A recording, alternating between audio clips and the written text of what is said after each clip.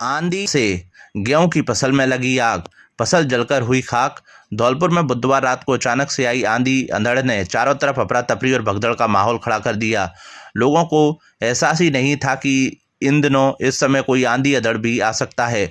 बुधवार देर रात अचानक से आसमान में काली घटाएं छाने लगीं और तेज हवाएं चलने लगीं। इसके बाद आई तेज आंधी अंधड़ ने लोगों के जीवन को अस्त व्यस्त कर दिया। जहां शहरवासियों के लिए कुछ समय तक बिजली गुल रही, वहीं किसानों के लिए भी आंधी अंधड़ आफत बना रहा। खेतों में कटी रखी सरसों गेहूं की फसल इधर उधर बिखर गई तो कई जगह आग देने की घटना भी सामने आई। धौलपुर मेडिकल कॉलेज के पास ही रौनक ढाबे के बगल में एक किसान की खड़ी गेहूं की फसल में शॉर्ट सर्किट होने से आग लग गई। आग लगते ही मेडिकल कॉलेज में आए मरीजों के परिजन इधर उधर दौड़ते नजर आए, क्योंकि आग मेडिकल कॉलेज के पास ही लगी थी। आग की खबर सुनकर संबंधित किसान भी मौके पर पहुंचा और आग को बुझाने की कोशिश की, लेकिन दमकल घटनास्थल पर पहुंचती तब तक सारी फसल जलकर खाक हो गई। लोगों ने किसान के लिए प्रशासन व सरकार से उचित मुआवजे की मांग की है। पुरानी छावनी निवासी मुकेश यादव ने बताया कि उसकी करीब 1 बीघा गेहूं की खड़ी फसल में शॉर्ट सर्किट होने से आग लग गई। उसके पास यही एकमात्र खेत था जिसे वह अपना जीवन यापन कर रहा था। महिला पुरुष पदयात्री माता की भेंटों पर नाचते गाते हुए जा रहे केला देवी। माता के जयकारों से नेशनल हाईवे संख्या 11 भी गुंजायमान। राजस्थान के करौली जिले में स्थित केला देवी में लगने वाले वार्षिक लक्खी मेले को लेकर धौलपुर रोडवेज प्रशासन ने श्रद्धालुओं की सुविधा के लिए विशेष इंतजाम किए हैं। रोडवेज ने केला देवी मेले के लिए जाने वाले श्रद्धालुओं को किराए में 50% की छूट दी है। साथ ही श्रद्धालुओं को 24 घंटे बस उपलब्ध कराई है। धौलपुर से सटे उत्तर प्रदेश मध्य प्रदेश के हजारों की संख्या में पदयात्री धौलपुर बाड़ी होते हुए करौली जा रहे हैं, जिनके आवास भोजन परिवहन और सुरक्षा के व्यापक इंतजाम पुलिस के साथ समाज सेवियों ने किए हैं।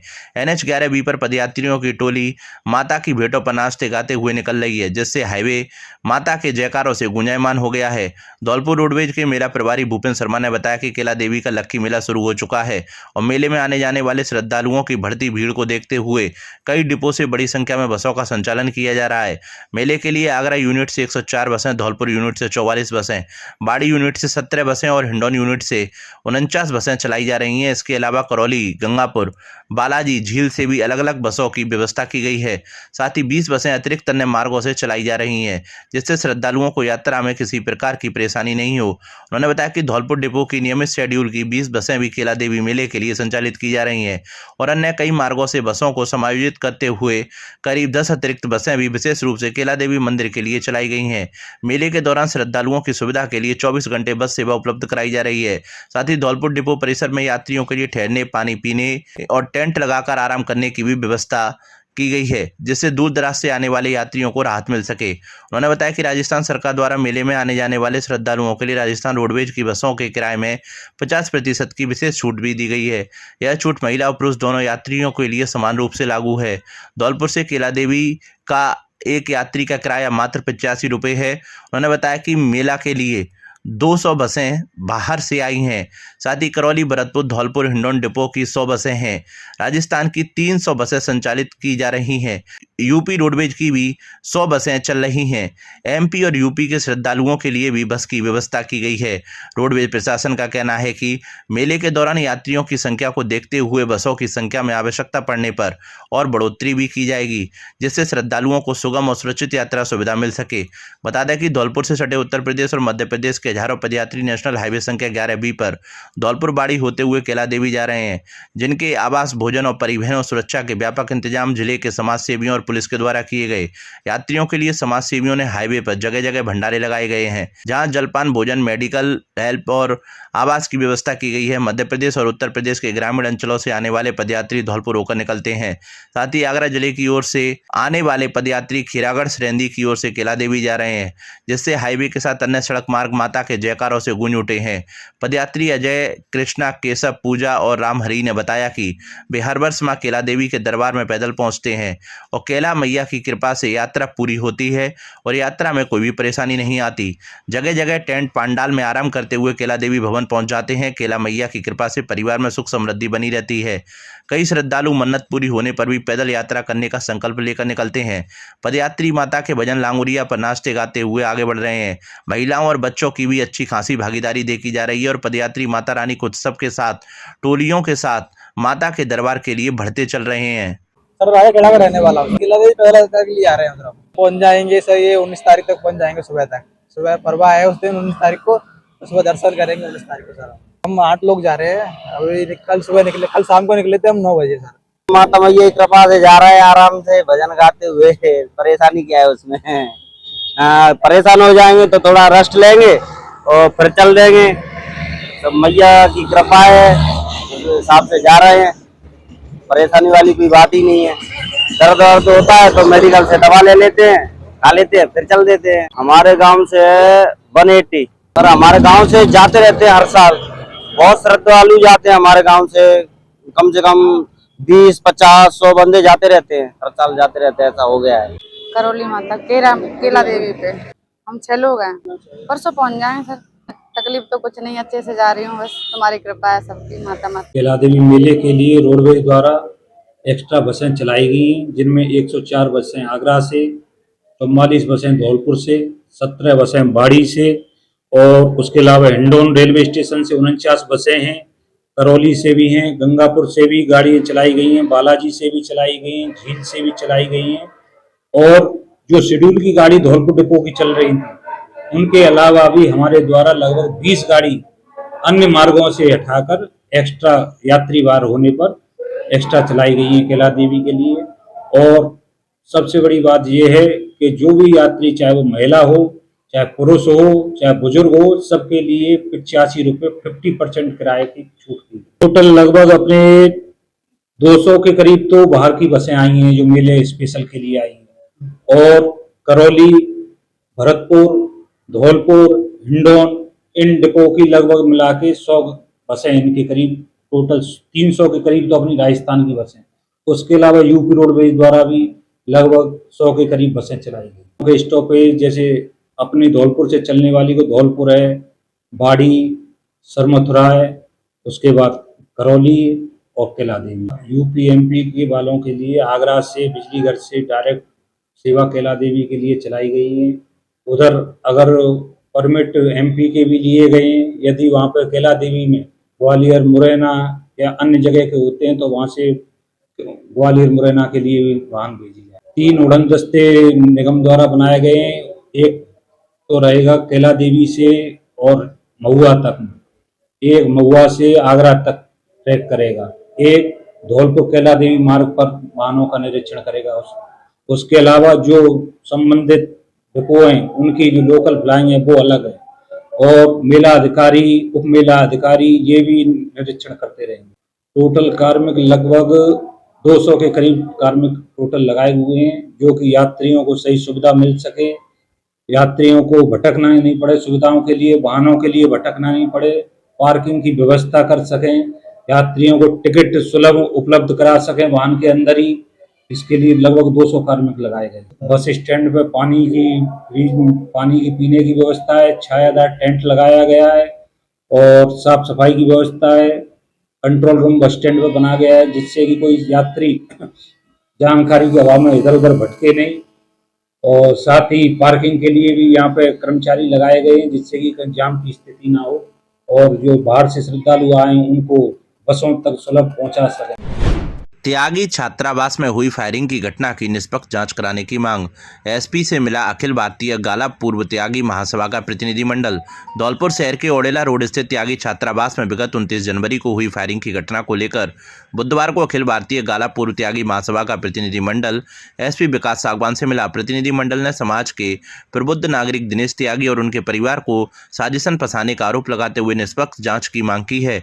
महासभा के पदाधिकारियों ने आरोप लगाया है कि कुछ लोग प्रशासनिक और राजनीतिक दबाव बनाकर निर्दोषों को इस मामले में शामिल कराने का प्रयास कर रहे हैं। उनका कहना है कि 29 जनवरी 2026 को ओडेला रोड स्थित त्यागी छात्रावास में जो घटना हुई है वह गलतफहमी के चलते हुई थी, जिसमें वास्तविक दोषियों को पहले ही गिरफ्तार किया जा चुका है। प्रतिनिधिमंडल ने ज्ञापन में बताया है कि दिनेश त्यागी व उनके पुत्र मनोज त्यागी और पंकज त्यागी का इस घटना से कोई संबंध नहीं है। वे एक प्रतिष्ठित सामाजिक व्यक्ति हैं और शिक्षा के क्षेत्र में भी योगदान दे रहे हैं। कुछ लोग उनकी छवि धूमिल करने के उद्देश्य से झूठे आरोप लगा रहे हैं। महासभा ने मामले में प्रस्तुत गवाहों की निष्पक्ष जांच, लोकेशन और सीसीटीवी फुटेज की जांच कराने की भी मांग की है। साथ ही यह भी कहा है कि सभी गवाहों की सत्यता की जांच जरूरी है। अध्यक्ष पूर्णकांत त्यागी और युवा नेता संतोष त्यागी के नेतृत्व में पहुंचे प्रतिनिधि मंडल ने उत्तर प्रदेश, मध्य प्रदेश और राजस्थान से बड़ी संख्या में समाज के लोग शामिल रहे। पुलिस अधीक्षक विकास सागवान ने प्रतिनिधि मंडल को आश्वासन दिया है कि मामले की निष्पक्ष जांच की जाएगी और किसी भी निर्दोष के साथ अन्याय नहीं होने दिया जाएगा। 29 जनवरी को छात्रावास पर जो घटना हुई, उस घटना से उनको अवगत कराया है और उनसे केवल एक ही उन्होंने निवेदन किया है कि इसमें फेयर जांच होनी चाहिए। जिनको अनावश्यक रूप से घसीटा जा रहा है उनको उसमें निकाला जाना चाहिए। मुख्य मांग हमारी यही थी, इसका फेयर जांच हो। अनावश्यक जो है दिनेश त्यागी उसके बेटों को अनावश्यक रूप से फंसाया जा रहा है, फिर उसमें जब स्थान में थे ही नहीं तो उनका कोई तात्पर्य नहीं है कि उसमें कोई इन्वॉल्व थे वो। तो हमारा मुख्य उद्देश्य केवल यही था कि इनको उसमें निकाला जाए, फेयर जांच की जाए और जो दोषी हो उनको दंड दिया जाए। हम उसके पक्ष में ही नहीं है। आज हमने एसपी विकास सागवान जी को ज्ञापन दिया है, पहली बार दिया है, क्योंकि करीबन 29 जनवरी को जो घटना हुई थी त्यागी छात्रावास में, तो जो पुलिस ने हमसे वीडियो के माध्यम से जो हमसे मांगा, जो आरोपी थे उनको जो आरोपी लगे, हमने वो सभी आरोपी दे दिए। और हमने उस टाइम भी निवेदन किया था, क्योंकि बिना वजह दिनेश त्यागी जी ऋषिगाल वाले हमारे जो बड़े भाई, उनके बच्चों को एफआईआर में नाम दर्ज कराया। तो जो एफआईआर में नाम दर्ज कराया, उस आधार पर पुलिस ने जांच भी की, हमसे जो जो साक्ष्य मांगे वो हमने साक्ष्य दिए। तो हमको नहीं लगता, और मैं पूर्ण विश्वास है कि पुलिस हमारी जो हमने आज ज्ञापन दिया है उस पर संज्ञान लेगी। और जो हमारी एक ही मांग है कि दिनेश त्यागी जी और उनके परिवार का कोई लेना देना इस घटना से न पहले था, न आज है, न कल, लेकिन उनको जो सामने वाली पार्टी है वो जबरदस्ती हम पे दबाव बना रही है। कभी हमको प्रलोभन दे रहे हैं, कभी हमको धमकियां दे रहे हैं, कभी राजनीतिक दबाव देने का प्रयास कर रहे हैं। तो हम सब लोग, समाज के जो वरिष्ठ लोग थे, आगरा से, मध्य प्रदेश से, यूपी से, राजस्थान से, सब लोग आके निवेदन किया है कि साहब हमारे जो दिनेश त्यागी जी वरिष्ठ जो सामाजिक सेवी हैं, वर्षों से समाज की सेवा करते आ रहे हैं, उनको जबरदस्ती एक नाक का बाल बन के कुछ लोग, चंद लोग, 1% लोग त्यागी समाज के फंसाने का प्रयास कर रहे हैं। तो हम एसपी साहब से निवेदन करते हैं और उनसे मांग करते हैं कि इसमें निष्पक्ष जांच हो, जो सही व्यक्ति हो उसको नहीं फंसाया जाए। मोटरसाइकिल की डिग्गी से पार किए 1,25,000 रुपये। धौलपुर शहर में एक हैरान कर देने वाली चोरी की वारदात सामने आई है। न्यालगंज थाना इलाके में अज्ञात बदमाशों ने बैंक से पैसे निकाल कर लौट रहे युवक की मोटरसाइकिल की डिग्गी से 1,25,000 रुपये पार कर दिए। जानकारी के अनुसार शुभम त्यागी पुत्र मुरारीलाल निवासी ओडेला रोड ने दोपहर करीब 12 बजे धूलकोट रोड स्थित पीएनबी बैंक से 1,25,000 रुपये निकाले थे। रुपये निकालकर उसने अपनी मोटरसाइकिल की डिग्गी में रख दिए और अपने पिता के साथ दवाई लेने के लिए पुराने डाकखाने चौराहे पर पहुंचा। इसी दौरान बदमाशों ने मौका पाकर मोटरसाइकिल की डिग्गी से वो रुपये पार कर दिए। पीड़ित शुभम त्यागी ने बताया कि ये संदिग्ध व्यक्ति बैंक से ही उनका पीछा कर रहा था और उसी ने वारदात को अंजाम दिया है। घटना की सूचना तुरंत पुलिस को दी गई। न्यालगंज थाना पुलिस मौके पर पहुंची और आसपास के सीसीटीवी फुटेज खंगालने में जुट गई। पुलिस का कहना है कि संदिग्धों की पहचान कर जल्द ही आरोपियों को पकड़ लिया जाएगा। शहर में दिन दहाड़े हुई इस वारदात से लोगों में दहशत का माहौल है। मैंने पीएनबी बैंक से 1,25,000 रुपए, 1 लाख रुपए स्लिप से और 25,000 रुपए एटीएम से निकाले। वो लोग बैंक से पीछा करते हुए आए। हम लोग यहाँ आके पिताजी की दवाई लेनी थी, मैं बाइक पे बैठा था, वो लोग पिताजी उतर के यहाँ मेडिकल से दवाई ले रहे थे। इधर से आए हैं और हाथ निकाल के और वो इधर साइड पैसे लेके भागे। मोटरसाइकिल बैग में रखे, तो मैंने पिताजी को दी थी, उन्होंने उसमें बाइक में रख दिए। मुझे लगा कि उनके पास में वो यहाँ से आया है, कैमरे में दिख रहा है, बट कैमरे में उसका चेहरा खुला है, मास्क नहीं बना। बैंक से वो साथ साथ आए, हमने जहाँ बैंक में कैमरे में दिखवाया था वहां से दिख रहा है कि साथ वहां भी था। और ये घटना पुलिस को रिपोर्ट कर दी है और पुलिस वाले उसकी वो कर रहे हैं। खंबे से टकराई श्रद्धालुओं से भरी पिकअप, एक की मौत, दर्जन भर श्रद्धालु हुए घायल। मंगलवार देर शाम की घटना। धौलपुर जिले के बाड़ी शहर से गुजर रहे हाईवे 11B बाईपास पर मंगलवार देर शाम एक ढाबे के पास हुए सड़क हादसे में श्रद्धालुओं से भरी पिकअप गाड़ी बिजली के खंभे से टकरा गई।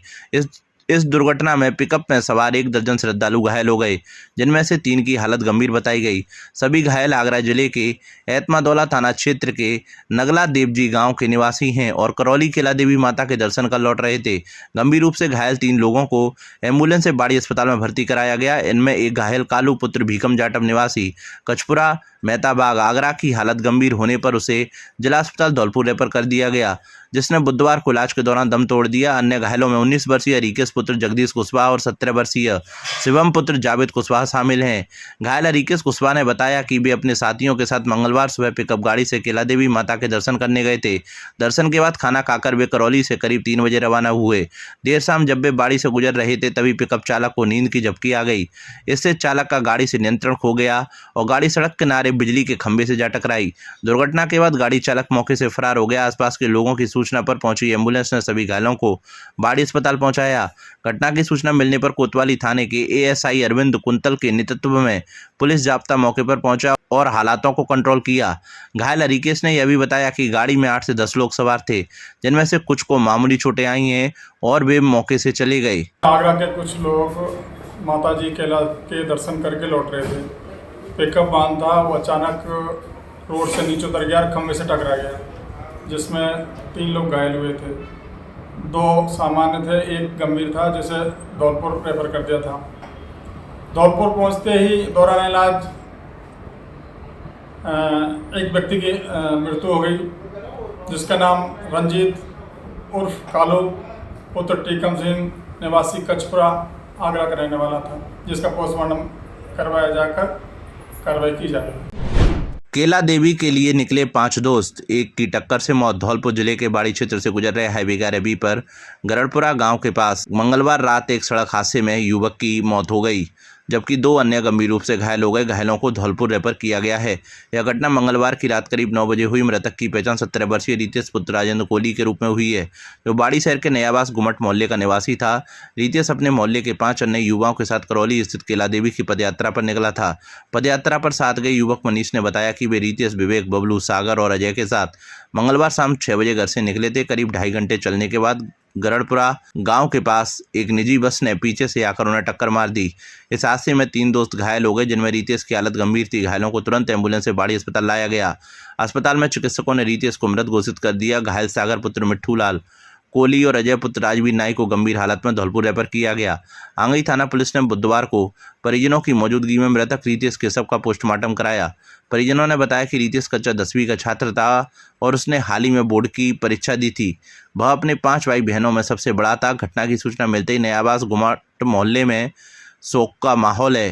पुलिस ने निजी बस को जब्त कर लिया है और मामले की जाँच जारी है। हम शाम को 6 बजे यहाँ से निकले थे घर से केला देवी के लिए। हम यहाँ टोल टैक्स के पास सब मोहल्ले के दोस्त थे अपने 6 जने। हम 6 में वाने मतलब उल्टी साइड टक्कर दी है। हम सीधे आते जा रहे हैं और अपनी बाबा गेल पे चल रहे अपनी पे, और वाने उल्ट बितते घुमा के पूरे में टक्कर दी है हमारे में। हम 100 जने गिर गए हैं और वो भग गए तुरंत। बस को पकड़ लिया है, मतलब पीछे पकड़ा है। एम्बुलेंस आई, एम्बुलेंस को मैंने फोन लगाया, पर उसके बाद एम्बुलेंस आई। एम्बुलेंस मैं था मनीष, उस नीतीश और विवेक, बबलू और अजय, सागर, ये 6 जने हैं। कांकरी मोड़ पे एक एक्सीडेंट हुआ था, सूचना मिली।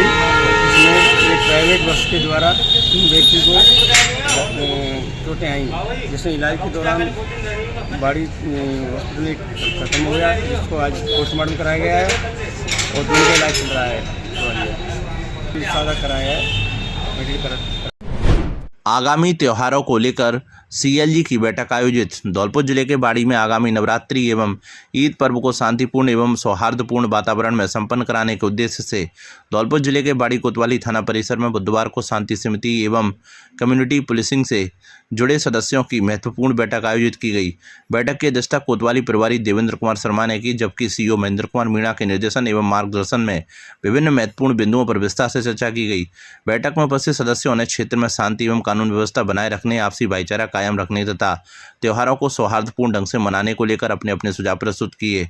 कोतवाली प्रभारी देवेंद्र कुमार शर्मा ने सभी से अपील करते हुए कहा कि त्योहारों के दौरान किसी भी प्रकार की अफवाहों पर ध्यान न दें तथा सोशल मीडिया पर फैलने वाले भ्रामक संदेशों से बचें। उन्होंने बताया कि संवेदनशील क्षेत्रों में विशेष निगरानी रखी जाएगी और पुलिस द्वारा सुरक्षा के पुख्ता इंतजाम किए गए हैं। आमजन से अपील की गई है कि किसी भी संदिग्ध गतिविधि की सूचना तुरंत पुलिस को दें।